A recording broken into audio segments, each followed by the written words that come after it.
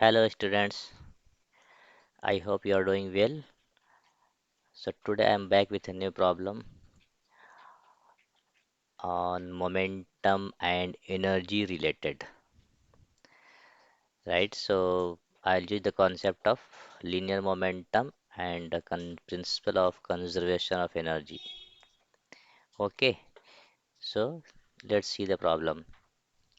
So this is the problem statement. In the above figure, all surfaces are smooth. Find the velocity of triangular block once a smaller block reaches the ground. So let's understand what will be this system and how it will behave, right? So this is a system.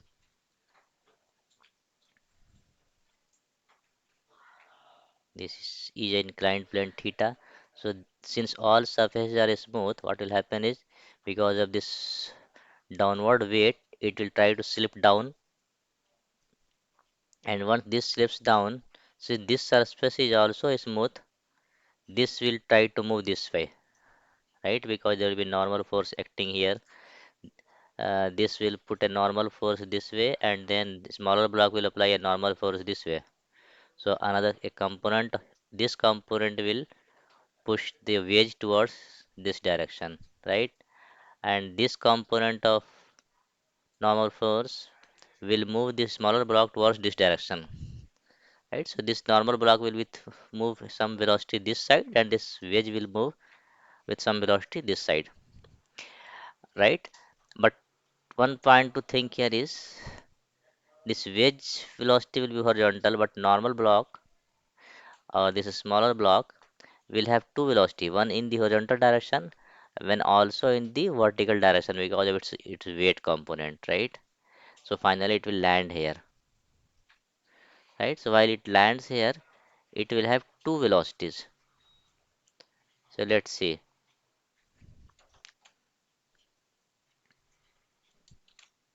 Its velocity component, let's assume that, let's say this is angle theta, right? Because of the geometry. And let's assume that the velocity of this mass m with respect to this triangular block, right, is v1. In this direction it will be, right, it will be along the plane. So then this velocity will have two component, one will be in the horizontal direction and one will be in the vertical direction, right? So this angle is theta, so this angle also will become theta. So this will become v1 cos theta, and this vertical direction will become v1 sin theta. Okay, and let's assume that this triangular block velocity is v2. So what we finally need to find out is we need to find out the velocity v2, right? So as I said at the start of the problem, we will need to apply two principles here in order to solve this. One is principle of conservation of energy, and another is principle of conservation of linear momentum, right? So both of linear momentum is a vector quantity, but energy is a scalar quantity, right? So just remember this. So once since momentum is a vector quantity, so you will have to apply this momentum principle in some direction. So what the principle of linear momentum says is if there is no external force working on the system, then total momentum of the system will remain same, right? So if you see the, let's consider this is the x-axis and this is the y-axis. So along the x-axis there is no motion, there is no force, right? There is a force in the y direction which is g, gravitational force, which is an external force. So momentum in the y direction will not remain conserved, but momentum in the x direction will remain conserved, right? So we will need to apply principle of conservation of momentum along the x direction. Okay, so assume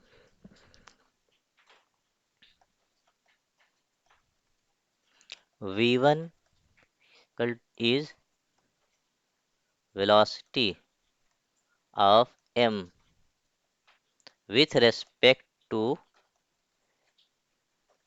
m, capital M, right? triangular mass, and v2 is velocity of m with respect to ground. Okay, so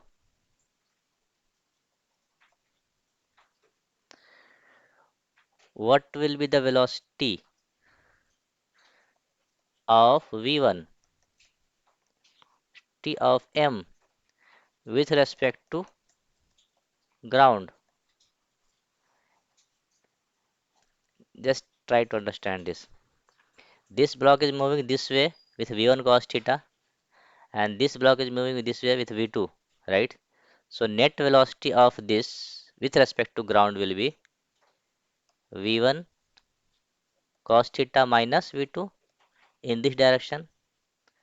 So this is the x component, right? Y component is v1 sin theta. That will remain the same, not v2. It's v1 sin theta, right?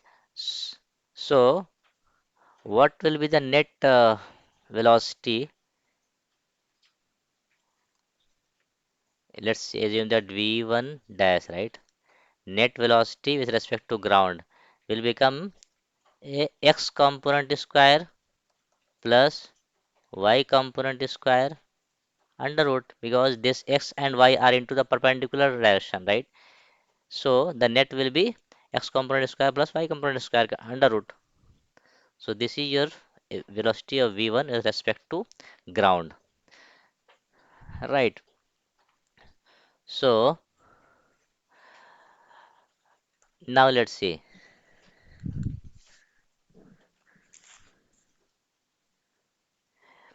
So from ground, what do you see is uh, this is vx component, right? And this is vy component. So apply principle of conservation of linear momentum along x direction, because they know external force is along the x direction. You cannot apply this conservation in the y direction, because y direction has a gravitational force which is external force.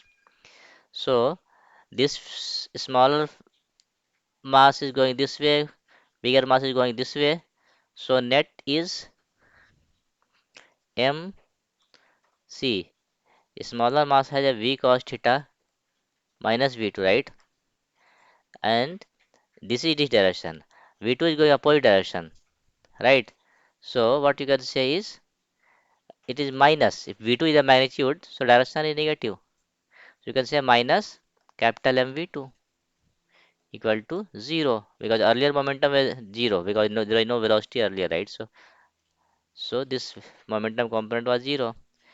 If you solve this, it will become V1 equal to MV2 this side, and then plus small mv2, right, divided by cos theta, which is nothing but m plus capital M into v2 divided by cos theta. So this is the velocity v1, right? Now apply principle of conservation of energy. Why energy will be conserved? Because there is no non-conservative force. There is only one force acting here, which is gravitational force, right? And gravitational force is a conservative force. So total energy will remain conserved. So what is the initial velocity, energy? Initial energy is nothing but this mass just have the potential energy, right? Which is mgh. That's it. And what is the final energy? So final energy is there is no, this is coming to the ground, so this potential energy will become zero, and then that will convert into the kinetic energy of this mass plus this mass, right? Half mv square of this and half mv square of this. So initial energy is mgh, right? Final energy is half small m v1 dash, right? The velocity of v is small m with respect to the ground, because our frame of reference is always ground. So v1 dash square plus half m v2 square. Now let's put the value of v1 dash and v1 dash. So what you will get is mgh equal to half m v1 dash is this much, right? So v1 dash square, we'll just remove the root. It will become v1 cos theta minus v2 plus v1 sin theta, right? So it will become v1 cos theta minus v2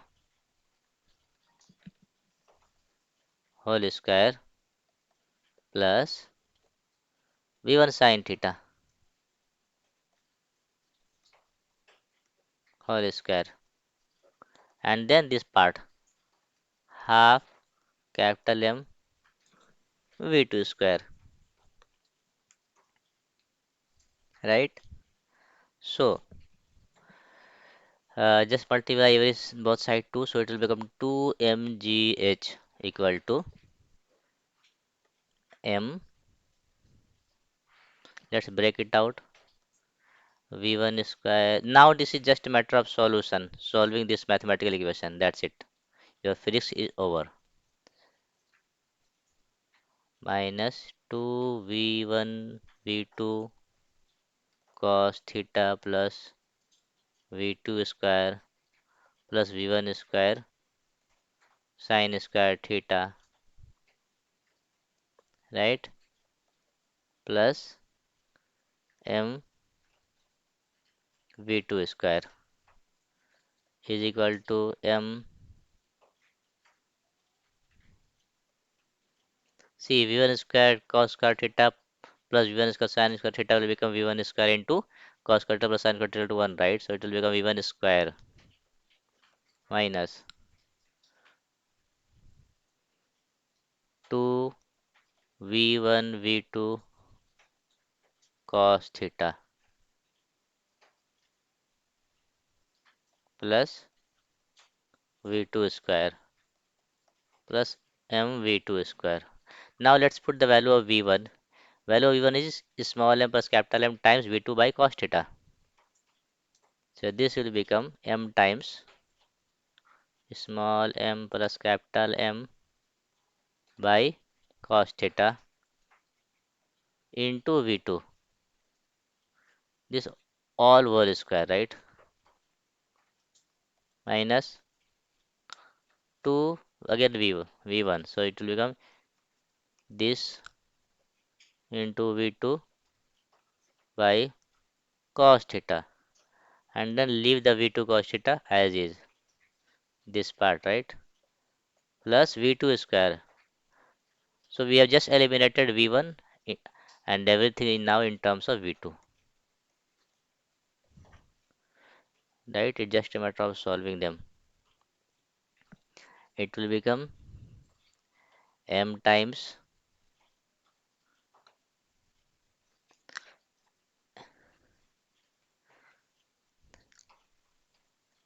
m plus m, keep this way, square v2 square by cos square theta minus 2 m plus m, again v2 into v2, v2 square, right? Cos theta by cos theta plus v2 square plus m v2 square. This cos theta you can cut, right? So what it will become is m times m plus m square v2 square by cos square theta minus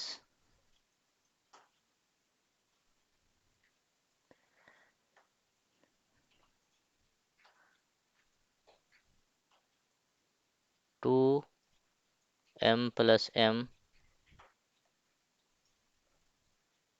v2 square plus v2 square, right? Outside of this is capital M v2 square. What do you get here? M, let's keep this one as is, and let's take the v2 square common from all this equation. So it will become, and let's make it capital bracket, by cos square theta minus, take v2 square also common from here, or let's break it down. So it will become minus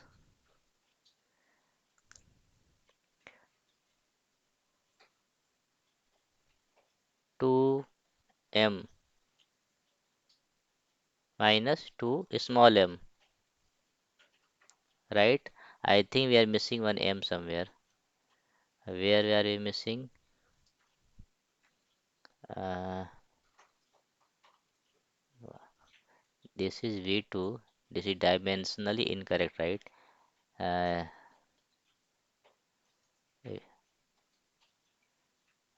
v1, v2, v1, v2. Huh. This is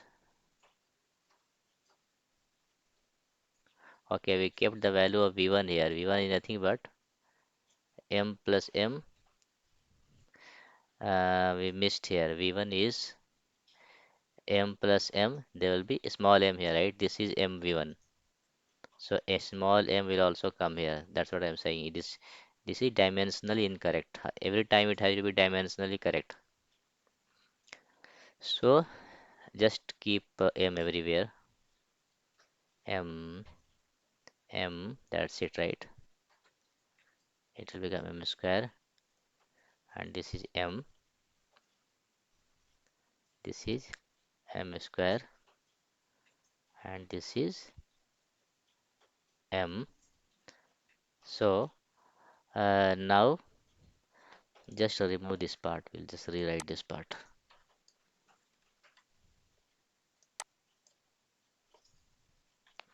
Okay. So take, just keep this m here and take v2 square common.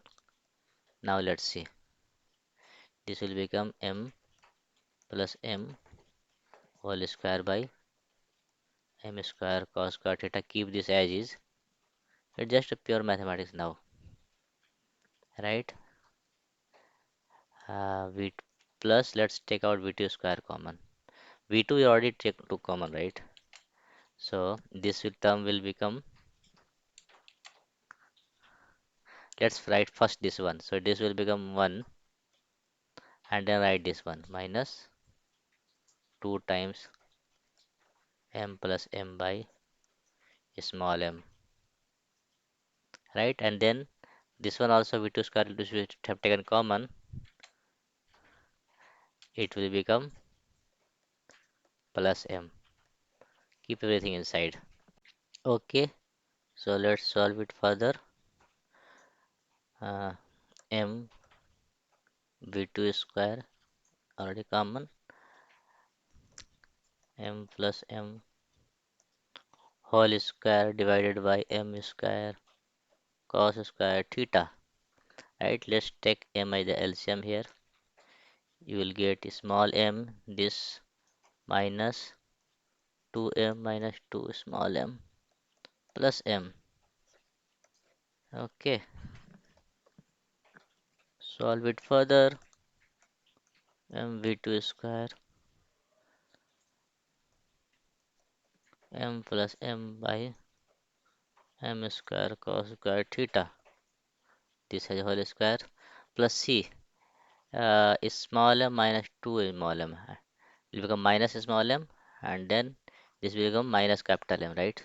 So take minus out, so it will become M plus M divided by M. Now we are close to the solution, right? Let's take the M square cos square theta is the LCM. It will become this whole square, this plus minus will become minus, and then M is already there, so you will get here M plus M.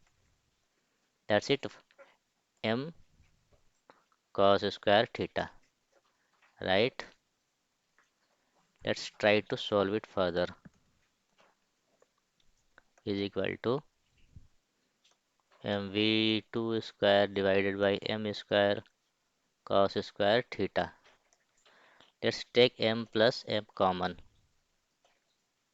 What you will get here is 1m plus m you will get here, and then minus m cos square theta you will get, right?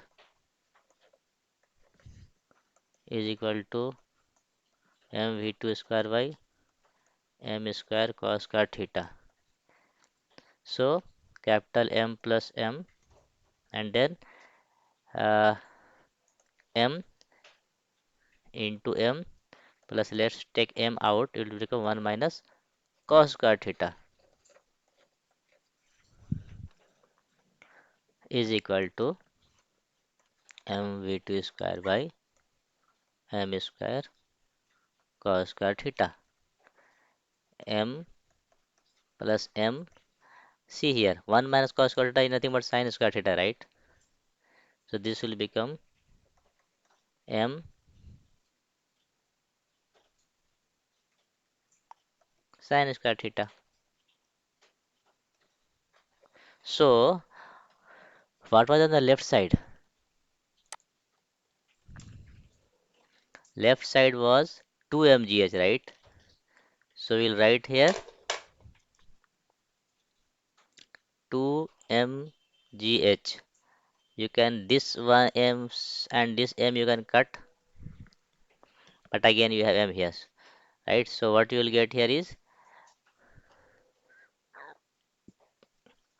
v2 square, just keep here.